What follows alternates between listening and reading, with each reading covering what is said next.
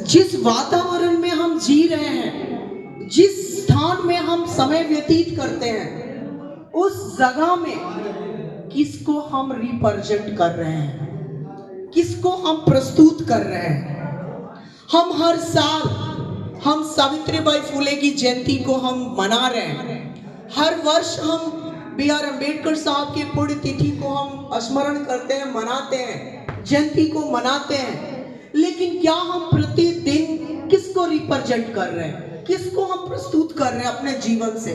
हम अपने बोली से, अपने स्वभाव से, अपने चाल चलन से, अपने क्रियाओं से हम किसको हम दिखा रहे हैं कि हम क्या हैं? क्या हम बाबा B.R. अम्बेडकर को रिप्रेजेंट कर रहे हैं? क्या हम सावित्रीबाई फुले जी को रिप्रेजेंट कर रहे हैं? या हम ज्योतिबा राव फुले जी को प्रस्तुत कर रहे हैं? या हम भारत के संविधान को हम स्मरण रख रहे हैं? क्या हम इस बात को, भारत का जो प्रियम्बल है, जो संविधान की प्रस्तावना है, क्या वो हम जिस तरीके से हमारे अंदर जो चीजें चलती रहती हैं, क्या उस चीजों को हम स्मरण कर पाते हैं? मैं कुछ विशेष बातों को रखना चाहती हूँ। जिस अभी भंते जी ने बहुत विशेष बात बोली है कि इंसान के अंदर दो ऊर्जाएं काम करती हैं, एक होता है नेगेटिव और दूसरा होता है पॉजिटिव। एक नकारात्मक ऊर्जा और एक सकारात्मक ऊर्जा। हमको इसी से जानना है कि हम किस दिशा में बढ़ रहे हैं, किस दिशा में चल रहे हैं। क्या हमारे अंदर एक शारीरिक गुण होते हैं जिसको हम हर दिन प्रस्तुत करते हैं, उनके यहाँ क्या होता है, चक्र चलता रहता है, यानी ब्लड सर्कुलेशन चलता रहता है, राउंड अप होता रहता है। सही बात है, गलत बात है? सही बात है, गलत बात है? चाहे यहाँ हो व्यक्ति वो मिश्रा जी, लेकिन इनका समझाना मिलेगा भारत के आखिरी छोर पर, क्योंकि इनका ब्लड सर्कुलेशन इतना तगड़ा है। हमारे में उन लोगों ने चौथे कोठरी में भर दिया और उसमें गोत्र, उसमें जाति बना दिया। आप कुशवाहा हो ना, कुशवाहा में शादी करोगे तभी तुम्हारा मंगल है। कुशवाहा से बाहर जाओगे तो सब अमंगल अमंगल। सही बात है कि नहीं है? हम सुन रहे हैं उनके लिए। और पतरा कौन देखता है? वही देखते हैं। जन्म कौन देखता है? वही देखते हैं। मृत्यु कांड में कौन आता है? वही करते हैं। सब जन्म से लेके मृत्यु तक वही सारे कर्म कांड करते हैं। और हम कहते हैं चलते हैं भारत अभियान निर्माण की लड़ाई में। हम कहते हैं भारत निर्माण अभियान में हम शामिल होने चल रहे हैं, भारत की लड़ाई लड़ने चल रहे हैं। मेरे प्रियो, कहने का मतलब हमारा ये, हम दूसरों से बदलने से पहले अगर हम स्वयं बदल जाएं, स्वयं के सुधार ही समाज की सुधार है, स्वयं की सुधार ही देश की सुधार है, स्वयं की सुधार कई जनरेशन तक की सुधार है। अगर हम स्वयं नहीं बदलते हैं तो ये कभी भी हमें लागू नहीं होने देंगे अपने आप में कि हम दूसरों को बदलने की काबिलियत रखते हैं। कभी भी हम नहीं बदल सकते, क्योंकि हमारे अंदर क्या योग्यता है, क्या योग्यता। हम एक मिनट कोई हमें ऊंची आवाज में बात कर दे, हम क्रोध से आग बबूला हो जाते हैं। होते हैं कि नहीं होते? क्रोध आता कहां से? नफरत आती कहां से? जाति के विरुद्ध द्वेष आता कहां से? जलन आती कहां से? बैर आता कहां से?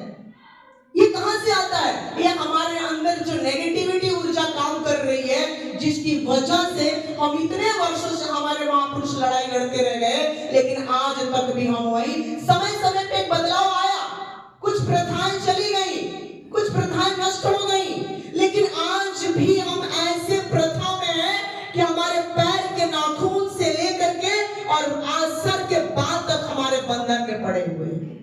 इस बात को मानते नहीं मानते?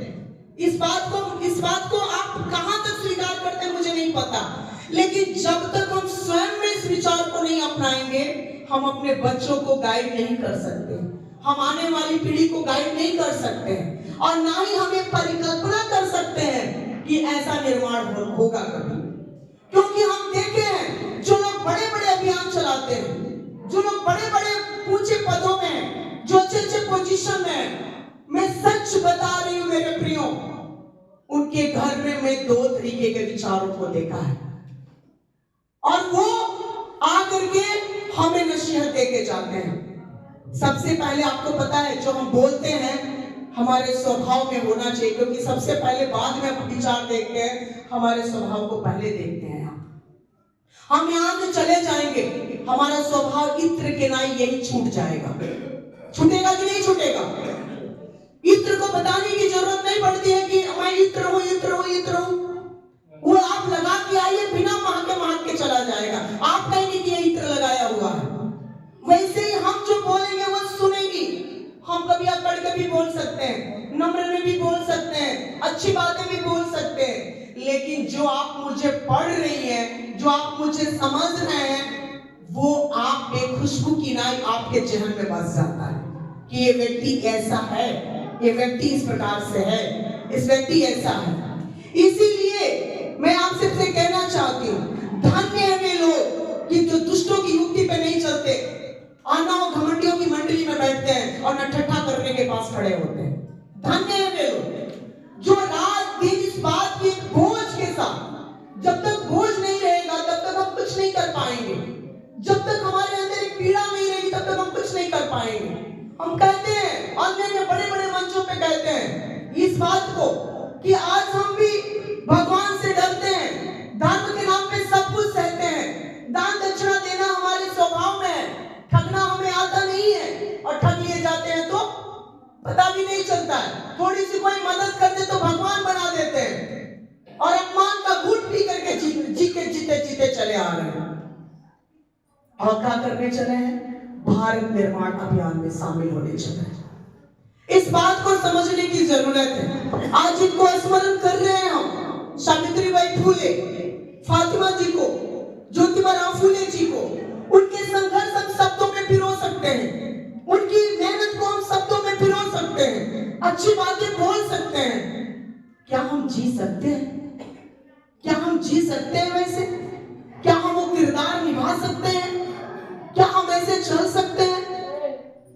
आज हमारा जो सुरक्षा कवच है, जो हमें धूप से, बरसात से, ठंड से, अत्याचार से, अन्याय से हमें छुपा के रखा है, वो भारत का संविधान है। भारत का संविधान, हम भारत के लोग, हम सबका भारत, वो क्या कहता है? संपूर्ण प्रभुता, संपन्न समाजवाद, पंथ निरपेक्ष लोकतंत्र, देश को निर्माण करने तथा उन नागरिकों को सामाजिक, आर्थिक और राजनीतिक न्याय मिल सके। क्या कहीं न्याय है? क्या कहीं न्याय है? कहीं न्याय है क्या? कहीं न्याय नहीं है। आज लड़ाई न्याय और अन्याय के बीच हो रही है, लेकिन जो अन्याय कर रहा है, जरा गौर से समझिएगा, उसको पता है कि मेरा मित्र कौन है और मेरा शत्रु कौन है, किसको मारना है और किससे मरवाना है। समझ रहे हैं आप? उसको मालूम है कि किसको मारना है और किससे मरवाना है, कौन हमारा दुश्मन है और किस पे अटैक करना है। लेकिन हम लोग जो लड़ाई लड़ रहे हैं, राजनीतिक न्याय, सामाजिक न्याय, चाहे वो आर्थिक न्याय, क्या इसमें न्याय कहीं दूर दूर तक नहीं देखी जा रही। पढ़ा लिखा लड़का रोज सुसाइड कर रहा है, पढ़ी लिखी लड़कियां रोज बलात्कार के हवस का शिकार हो रही हैं। गलत बोल रही? बताइए, गलत बोल रही क्या सही बोल रही? आप जरा सोच के देखिए, अगर किसी की लड़की की बलात्कार होता है, आप सोच के देखिए, उस स्थान में खड़ा होके देखिए कि उस जगह में अगर मेरी बेटी होती तो क्या हम थोड़े ही देर तड़प के रह जाते? क्या जीवन दुखों से भर जाता? जीवन दुखों से भर जाता। लेकिन आज कहीं न्याय नहीं है, कहीं भी न्याय नहीं है। इस बारे में सोच के देखिए। आज संविधान हमें एक स्वतंत्रता देता है। किस बात की स्वतंत्रता